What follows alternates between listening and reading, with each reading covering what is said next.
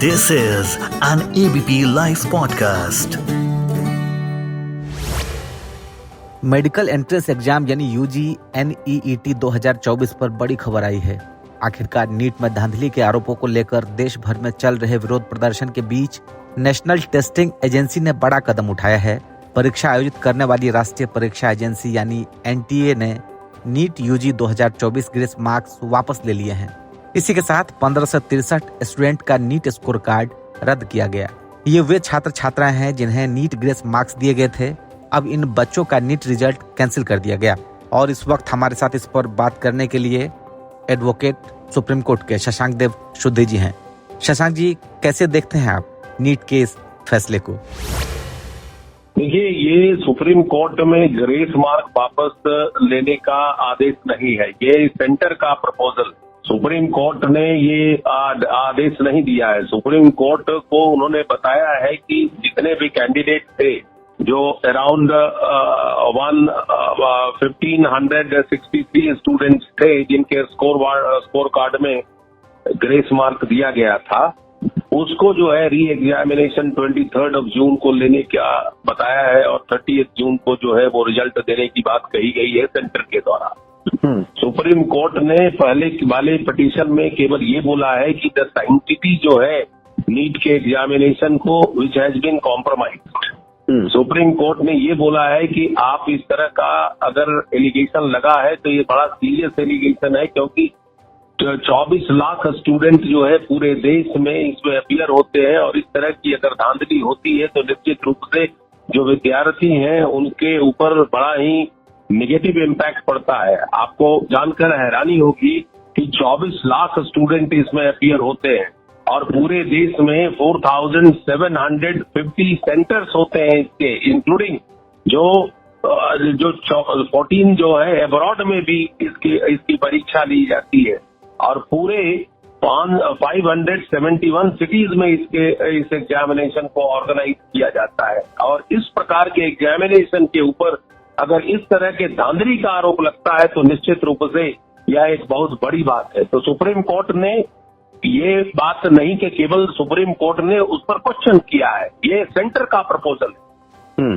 तो इसको इस तरीके से, बिकॉज सुप्रीम कोर्ट को चाहिए था पहले जो पहला पैच था कि अगर ये धांधली का आरोप आ रहा है तो निश्चित रूप से इस पर स्टे देने की जरूरत है, लेकिन सुप्रीम कोर्ट ने स्टे नहीं दिया, केवल नोटिस कर दिया और इसको जो है जुलाई में लगा दिया, 8 जुलाई को। आज के प्रोसीडिंग में सेंटर का यह प्रपोजल है, बिकॉज लास्ट पिटीशन में सुप्रीम कोर्ट ने नोटिस किया था तो नोटिस के वजह से जो इन्होंने कमिटी जो है गठन किया था इरेगुलरिटीज का, और वो कमिटी का ये रिकमेंडेशन था कि आप जो है जितना ग्रेस मार्क जो 1563 स्टूडेंट को दिए हैं उसको वापस करिए और उसको री एग्जामिनेशन दीजिए, करवाइए और उसके आधार पर आप जो है 30 जून को रिजल्ट निकाल करके और 6 जुलाई को आप जो है काउंसलिंग एज शेड्यूल्ड जो है आप शुरू करिए।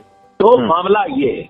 तो इसमें 1563 बच्चों के नीट रिजल्ट रद्द होने के बाद इसके तो पूरे जो मेरिट स्कोर है, लिस्ट फाइनल स्कोर, उसी पर पूरा इम्पैक्ट होगा। इसमें तो पूरे मेरिट बदल जाएगी।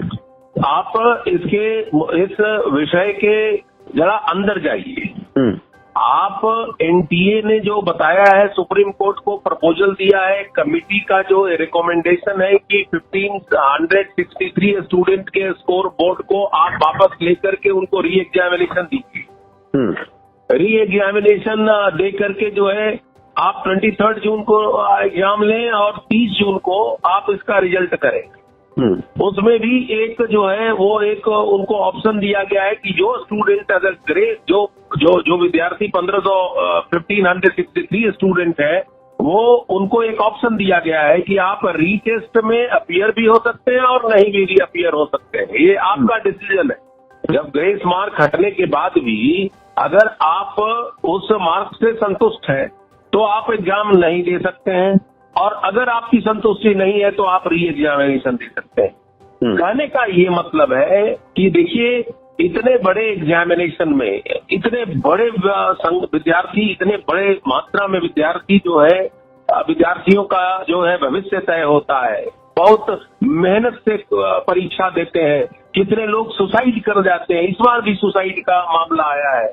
और उस एग्जामिनेशन में जब लोगों का विरोध होता है और वो सुप्रीम कोर्ट पहुंचते हैं, तब एनटीए जागती है और इस तरह के प्रपोजल देती है। अगर ये विरोध नहीं होता तो ये लड़के जो है बैकडोर एंट्री इसको बोला जा सकता है, और उसमें जो है वो सफल हो जाते। तो निश्चित रूप से यहाँ लोगों के मन में शंका पैदा किया है, या लोगों के जो विश्वास है, जो एग्जामिनेशन प्रणाली में विश्वास है, उसको जो है बहुत ही वो अंदर से जो है वो झकझोर दिया है।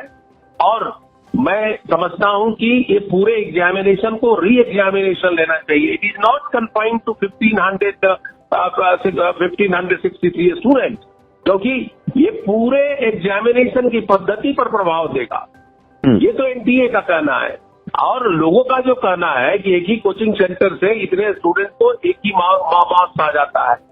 तो निश्चित रूप सब एलिगेशन को देखने की जरूरत है। ये कमेटी सरकार के द्वारा गठित की गई थी, जुडिशियल कमेटी होनी चाहिए, और जुडिशियल कमेटी जो है वो नॉन पार्टीशन मैनर में इन सारे आरोपों को जो है वो इन्वेस्टिगेट करके, और इसमें जितनी भी बुराइयां हैं, जितनी भी जो है कमियां हैं, उसको आगे लाने की जरूरत है। इसमें सुप्रीम कोर्ट को एक्टिवली पार्टिसिपेट करने की जरूरत है, बिकॉज सुप्रीम कोर्ट इस देश की सबसे बड़ी न्यायिक कोर्ट है, और यह संविधान का गार्जियन भी है। अगर इस तरह के आरोप लगे हैं तो निश्चित रूप से सुप्रीम कोर्ट को इसको और भी गंभीरता से लेने की जरूरत है। मैं केवल यही कहना चाहूंगा। जी, तो आपको लगता है कि जो नीट के जो एग्जाम दिए थे स्टूडेंट्स, उनके लिए बड़ी राहत की खबर है? देखिए, राहत की खबर अगर आप देखें कि जिन लोगों को बैकडोर एंट्री मिला by way of grace marks, right, उनके लिए तो बने वो एक कंपनसेशन दे सकता है, लोगों के मन में यह एक संतुष्टि दे सकता है कि जो लोगों को बैकडोर एंट्री किया जा रहा था उनको रोक दिया गया। लेकिन उन आरोपों का क्या होगा जो ये बताया जाता है, आरोप किया गया है कि एक ही कोचिंग सेंटर से सर्टेन स्टूडेंट को इतना 720 मिला है, 719 मिला है, तो उन आरोपों का क्या होगा? उसके बारे में तो सुप्रीम कोर्ट और एनटीए ने कुछ नहीं कहा है। तो केवल बिट्स एंड पीसेस में आप एक आरोप को केवल जो है आप कमेटी ने रिकमेंडेशन दिया, क्यों नहीं कमेटी और भी आरोपों में गई है? तो यह एक बड़ा ही दुर्भाग्यपूर्ण स्थिति है, और यह एनटीए के इंटीग्रिटी के ऊपर सवाल उठाता है। और जिस प्रकार से पूरी घटनाक्रम को आप देखें कि विद इन 10 डेज में जो है अब इन्होंने जो है स्कोर कार्ड 1563 स्टूडेंट को जो है विड्रॉ किया है, तो कहीं न कहीं तो समस्या है, कहीं न कहीं तो आरोप में सत्यता थी लोगों के।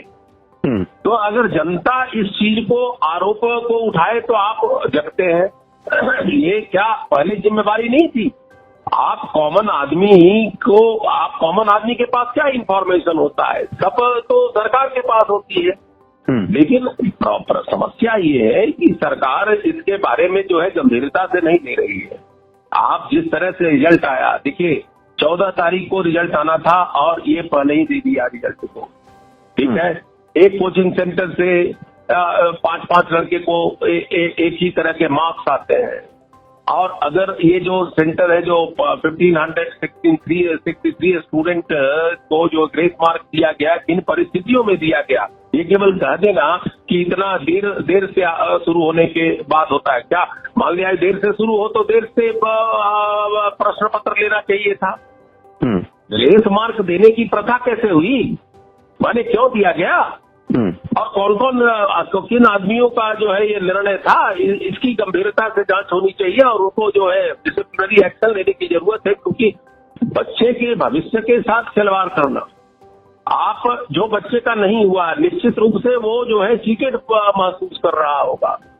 तो जरा थोड़ा सा इसमें मैं कोर्ट का जो है मैं मानता हूँ, कोर्ट को और एक्टिवली जो है इसमें पार्टिसिपेट करना चाहिए था, क्योंकि ये पहली घटना नहीं है। इस तरह की घटनाएं जो है घट रही है एट ए रेगुलर इंटरवल पर, लोग मर रहे हैं, सुसाइड कर रहे हैं। आप एक बात बताइए, जिस बच्चे को कोटा में जाकर के तैयारी करते हैं और उनको 600 होने के बाद भी एडमिशन नहीं मिल रहा है, तो ये क्या दर्शाता है? ये दर्शाता है टोटल जो है बैंक्रप्सी है सरकार की तरफ से। अगर सरकार इस परीक्षा की सैंक्टिटी को मेंटेन करना चाहती है तो इसको फिर से पूरे एग्जामिनेशन होने चाहिए। इसमें बहुत बड़ा कोई रॉकेट साइंस नहीं है। गलती आरोप एक के विरुद्ध हो चाहे 100 के विरुद्ध हो, एक आरोप से सारे परीक्षाओं को रद्द करना चाहिए, न कि 1500 लोगों का स्कोर बोर्ड जो है वो ग्रेस मार्क हटा दीजिएगा तो इससे इनके ये जो है एनटीए का जो पूरा एग्जामिनेशन पद्धति है वो बड़ा अच्छा हो जाएगा। नहीं, ये पूरे सिस्टम के ऊपर जो है एक प्रश्न चिन्ह है और इस प्रश्न जो इम्प्रेशन है लोगों के माइंड के अंदर उसको हटाने की जरूरत है। तो मतलब आपका ये कहना है कि जिस लेवल पर ये इरेगुलरिटीज हुई है उसकी पहचान कर उनके जो दोषी हैं उस पर एक्शन होना चाहिए। सर डिफरेंस तो यही है ना, अगर कानून है तो कानून का जो वायलेशन करते हैं, एनटीए तो एब्सोल्यूट पावर नहीं है ना सर। एनटीए जो है सरकार की एक संस्था है। अगर सरकार की संस्था जो है गैर कानूनी रूप से काम करती है और वो खुद निर्णय कर लेती है कि इनको ग्रेस मार्क दिया जाए तो ये कहाँ का, क्योंकि ये लॉ का वायलेशन है सर। और लोग जब जुडिशियरी में जाते हैं, जुडिशियरी को पावर है चेक्स एंड बैलेंसेस का, और वो चेक्स एंड बैलेंसेस नहीं करती है। जुडिशियरी जो है कुछ बात से केवल नोटिस कर देती है कि आप एलिगेशन का जो है जवाब दीजिए। अब ये सेंटर का खुद का प्रपोजल है, सेंटर का खुद का प्रपोजल है। वो सेंटर जिसके इंस्टीट्यूशन ने गलत काम किया है उसका ये प्रपोजल है। तो इसका अर्थ है कि जो आरोप थे उसमें सत्यता थी, ठीक है। तो ये एक बहुत बड़ी चीज है।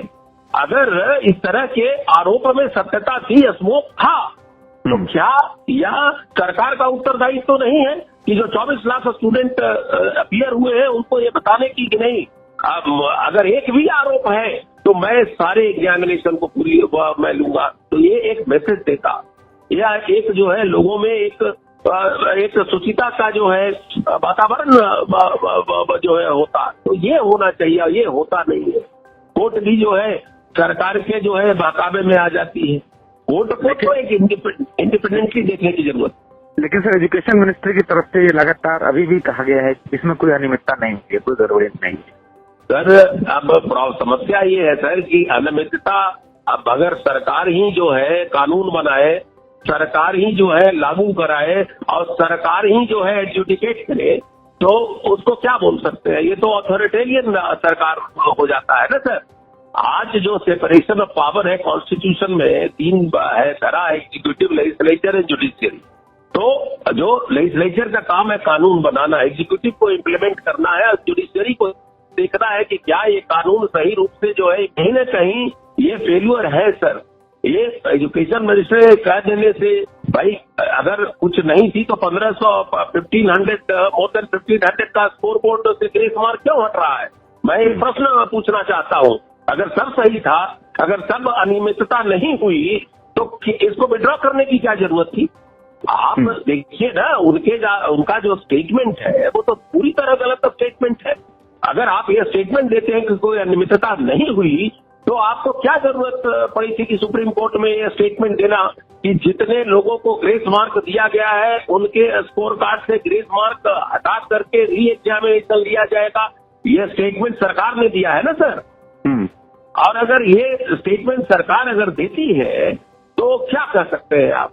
अनियमितता नहीं हुई थी। अगर अनियमितता नहीं हुई थी तो इसको विड्रॉ करने की क्या जरूरत थी?